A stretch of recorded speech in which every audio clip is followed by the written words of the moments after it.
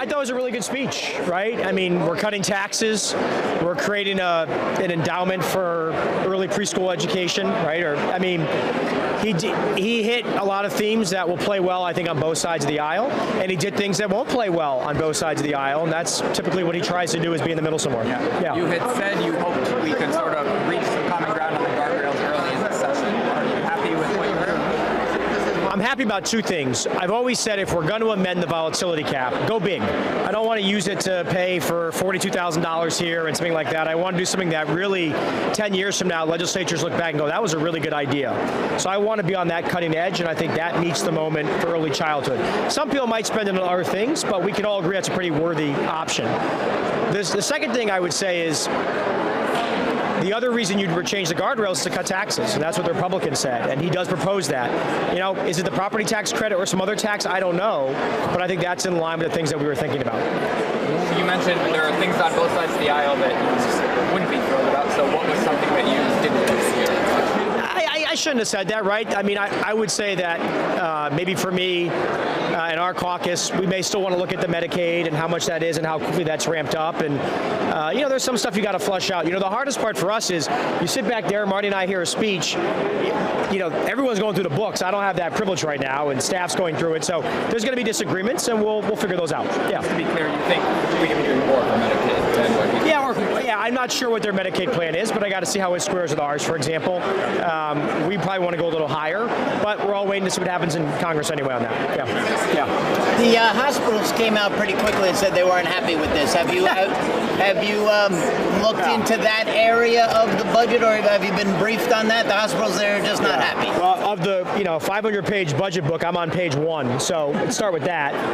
But yeah, this is why we have meetings and public hearings, right? So Tony and Kathy will hear all this, and we'll get all those meetings done.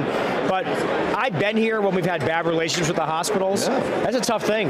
They employ a lot of people, and a lot of people like hospitals when they're there for the right reasons, like have a baby or something like that. So they get pretty mad when we go after the hospital. So we're going to try to avoid that. Joe Simowitz was the one who really spent a lot of his time repairing that relationship back in 2016 and 2017, and I have no desire to see that relationship upended. They've been great partners. They keep as many people in the state as Gino Auriemma does from going to Florida in the winter, right? We have great health care in Connecticut, so. Yeah, a lot of people have bad memories or whatever, you know, the so-called hospital tax, and people the hospital wars, I call them. It was really bad. Yeah. They employ tens of thousands of people, and they're good jobs, and you can't outsource them. They're the bedrock of a lot of communities.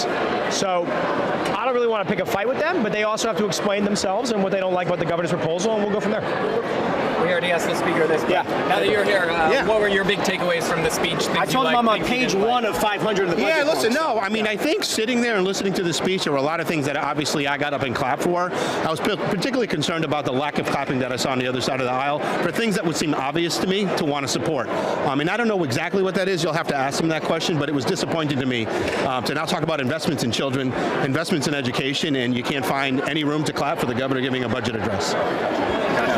You know, there's luck in politics a little bit, and I say that often, and people hate it because they think that they're so talented, but there's a lot of luck. Right now, we continue to have great growth in Connecticut, and, you know, maybe there's someday you won't have it, but when a governor puts out the things he did, to the majority leader's point, and cutting taxes, if that were a Republican governor, they would have stood for everything. No question about it. So. Well, do you guys think it's the right time to be cutting taxes at a time when, I don't know, there are a lot of different constituencies who are asking for money? I'm not sure that's the one I would have done, but we'll have that conversation. Yeah, I feel the same way. Yeah. The property tax credit, that's fairly popular. Your thoughts on that, from 300 to 350? We'll look at it.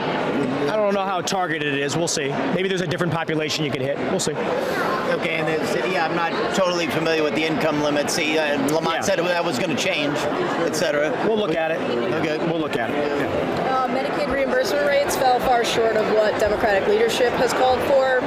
What's your reaction to that? It's day one of budget negotiations. Yeah, and to be fair, we have a 4-year phase-in, so our numbers probably aren't all that different in the biennium, but they probably differ greatly in the out years. Yeah. So we'll look at that, and we need to see what Congress does, right? So I say, no matter what I put in there, or Jason puts in there, or Governor puts in there, call us in April. And can you just clarify, as it stands, it's $250 million over 4 years? That was our goal. Okay, and do you have a year-by-year phase phase in? I do It was like somewhere. 30, 50, then 70, then 80, something. It starts slow though to give our agencies time to ramp up. Like even the first year, it doesn't hit till April. They need that long to amend plans or whatever they have to do. So we do have that phase in? Great. Okay. I didn't memorize it yet. That's okay. I'm not sure if this was asked before, but do you think that the state needs to do more to brace for any kind of cuts from the feds?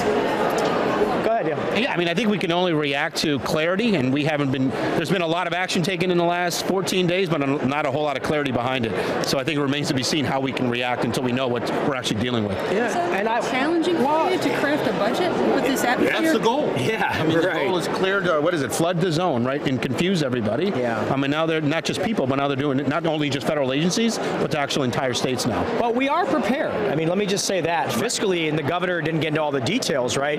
We have a $1.4 billion surplus right now in this, for the next fiscal year. We have a surplus this year. We have a $4 billion plus budget reserve fund. So are we prepared? Yes.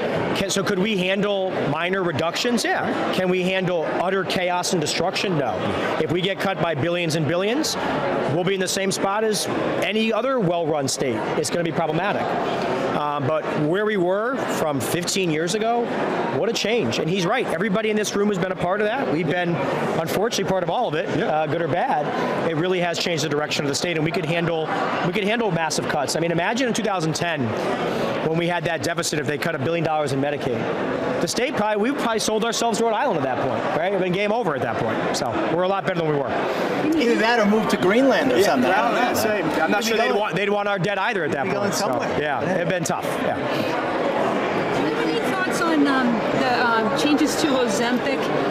He's talking about not having Medicaid covered anymore for people under DSS. I mean, is that a smart thing to do? Because I'm guessing weight loss, improves people's health. And they just said that they're just... Is that in his budget?